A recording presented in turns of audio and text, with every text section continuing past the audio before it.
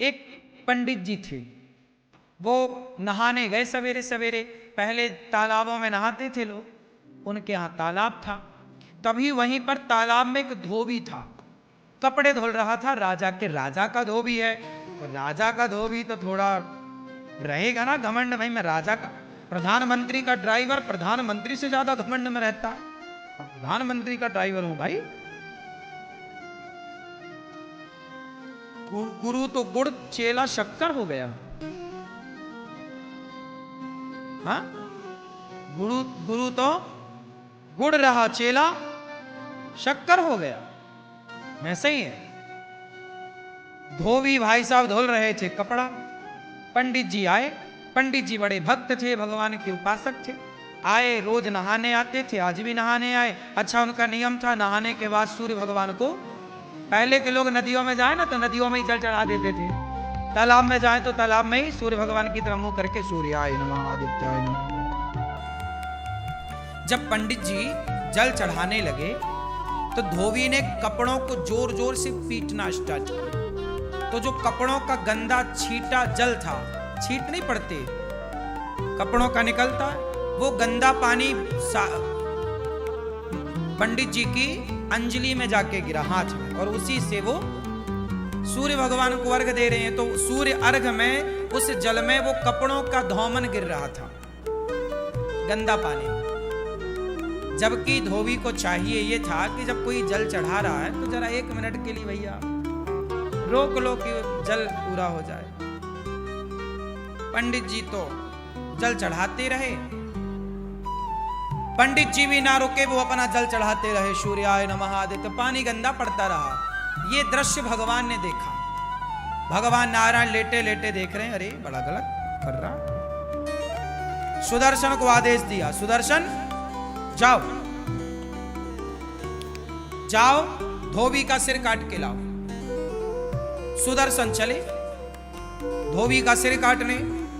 जब तक सुदर्शन भगवान पहुंचे तब तक पंडित जी की पूजा हो गई पूरी, और जो पूजा पूरी हुई पंडित जी ने बोला, क्यों रे नालायक, मैं पूजा कर रहा था, तुझे दिखाई नहीं पड़ रहा? 2 मिनट रुक नहीं सकता? गंदा पानी डाल रहा। अब पंडित जी जो लड़ाई शुरू की है। धोबी बोला, मैं कम हूं क्या, मैं क्यों काम रोकूं? तुम दूर नहीं जा सकते उस वाले घाट में, तुम्हें भी यहीं आना था। अब सुदर्शन भगवान को आदेश क्या मिला था? भगवान ने क्या बोला? सुदर्शन से जाओ धोबी का सिर काट के आओ। अब सुदर्शन जी आए तो वहां तो लड़ाई चल रही थी पंडित जी में और धोबी में। सुदर्शन घबराए कि भगवान ने कहा है कि धोबी का सिर काटना है, इन दोनों में धोबी कौन है ये कंफर्म नहीं हो रहा। सुदर्शन वापस चले गए। भगवान ने पूछा, हो गया सिर काटने का काम? अरे प्रभु ये तो बताओ कि उन दोनों में धोबी कौन है? धोबी तुम्हें नहीं पता? अरे बोले दोनों वो लड़ रहे थे। अब दोनों जब लड़ रहे, दोनों का स्वभाव एक सा है तो कैसे पहचाना जाए? आप भी तो धोबी की तरह हो गए। यदि धोबी गलत था तो पंडित जी आप भी तो उससे लड़के उसकी तरह हो गए। अब उसमें और आप में अंतर क्या रहा? तो सुदर्शन भगवान बोले, वहां तो 2 धोबी हैं, किसे काटना है बताओ? सुदर्शन भगवान से भगवान ने कहा, तुम वापस आप किसी को मत काटो। क्या मतलब हुआ इसका? क्या सीखा आपने इस कथा से? जब जवाब आप स्वयं देते हैं तो भगवान चुप हो जाते हैं कि जवाब तो आपने दे दिया। पंडित जी ने जवाब ना दिया होता उस धोबी को तो भगवान जवाब देते कि नहीं? इसलिए कोई आपको गाली दे, आपको अपमानित करे, आप तो सॉरी कान पकड़ लो भैया, आप सही हम गलत। आप जब आप जवाब नहीं देते तो ईश्वर जवाब देते हैं, और आप जवाब दे देते हैं तो भगवान ठंडे पड़ जाते, भैया तुम ही निपटो सुलझो, फिर हमें काहे, तुम कर लो। जब तुझसे ना सुलझे तेरे उलझे हुए धंधे, तब भगवान के इंसाफ पे छोड़ दे ए बंदे, वही तेरी मुश्किल आसान करेगा। जो तू ना कर सका वो भगवान करेगा। जो आपसे नहीं होता ना वही भगवान करते हैं। इसलिए जवाब मत दो। क्यों मेरी माँ? जवाब ना देना चाहिए। मैं केवल सुना नहीं रहा हूं कथाएं, मैं इन सब पे अमल भी करता हूं, इसलिए तुरंत एक वीडियो बना के डाल देता हूं। सॉरी शक्तिमान, कोई भी बात हुई, हाँ, क्षमा बहुत बड़ा हथियार है ये क्षमा। जो तलवार नहीं काट सकती ना, वो क्षमा की तलवार काट देती है। क्यों जी, बात सही है।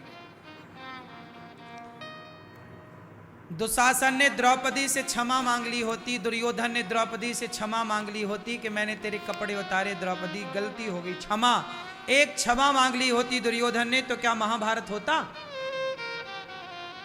बच जाते ना लाखों लोग कटने से। हाँ, ये जो क्षमा की तलवार है ना मेरी मां, ये लोहे की तलवार से ज्यादा शक्तिशाली है या नहीं? कितने लोग मानते हैं इस बात को कि ये सॉरी की तलवार, क्षमा की तलवार बहुत सारी तलवारों को उठने से रोक देती है। हाँ या ना? समझ लेना मेरी मां। इसलिए झगड़ा होगा ही नहीं यदि आप मेरी बात मानो तो। कोई झगड़ा नहीं, छुट्टी। तो पति को रोज एक सॉरी बोलो, पत्नी को रोज एक सॉरी बोलो, और सास को 2 बोल दिया करो, बड़ी है ना। पिताजी को 1 बोलो, ससुर को 1 बोलो, पति को 1 बोलो, पत्नी को 1, पर सास को, और सासू मैया आप भी बहू को 3 सॉरी बोला करो। एक इसलिए कि तेरे बाप ने तेरी जैसे पैदा कर दी, सॉरी। एक मेरे बेटे का मैंने तेरे से ब्याह कर दिया, सॉरी। और एक तू मेरे ऊपर चढ़ाई कर रही, इसके लिए सॉरी। हाँ। तो सास बहू को कितनी सॉरी बोले? 3। अब सॉरी नहीं बोलो मैया तो फिर लड़ो बहू से, फोड़वाओ सिर अपना। वो तो जवान है, बलवान, एक मारेगी तुम्हारे दांत टूट जाएंगे 3-4। या तोड़वाओ अपने दांत। बहू से नहीं लड़ना चाहिए, बहू बलवान है, अभी उसका समय है। अभी बहू का क्या है? जवानी है, समय है, रुतबा है। जब ये खुद बूढ़ी होगी तब अक्कल आएगी इसे। जवानी अंधी होती है, मैंने सुना है। ये बात सही है कि गलत है? क्या होती है जवानी? क्या होती है?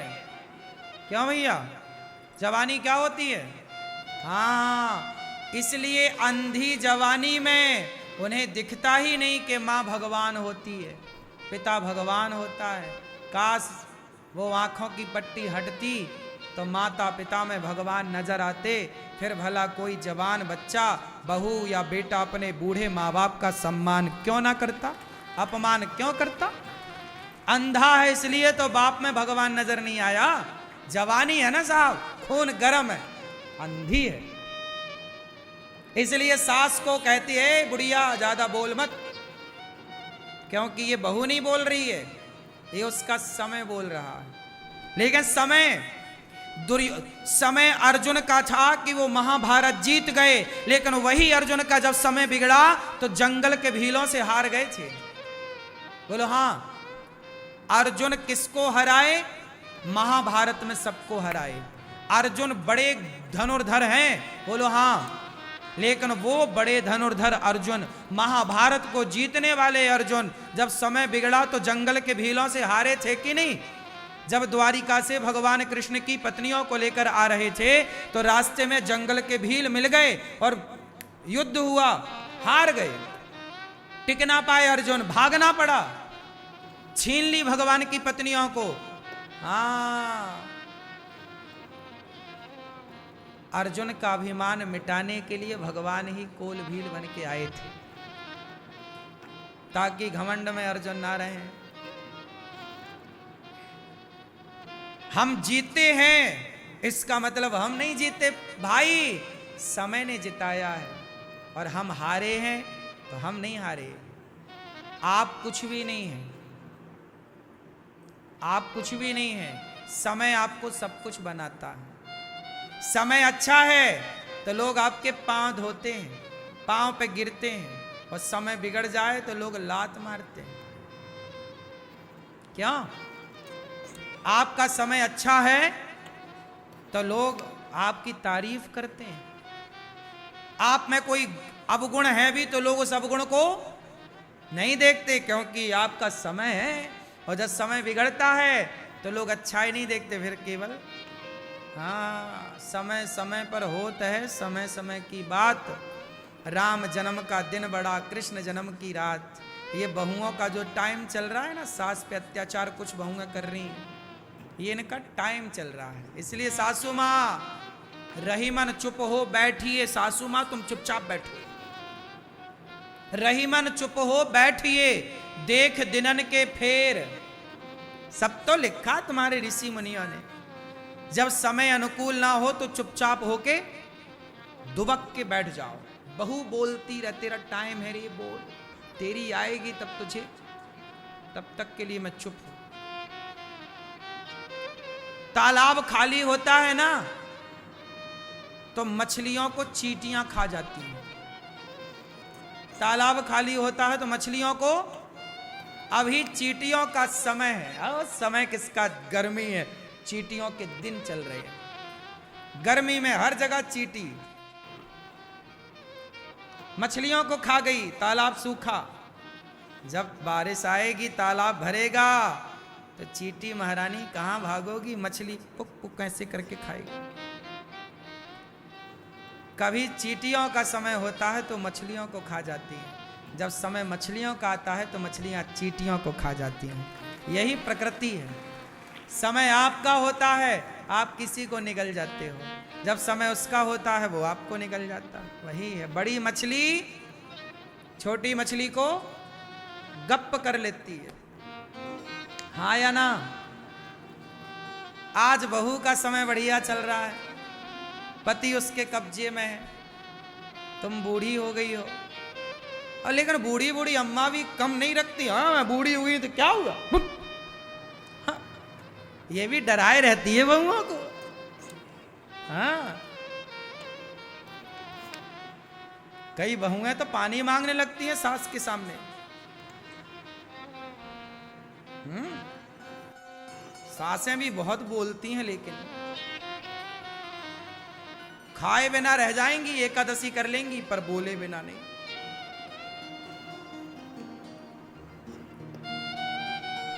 इसलिए मैं सारी समस्याओं का एक समाधान दे रहा हूं।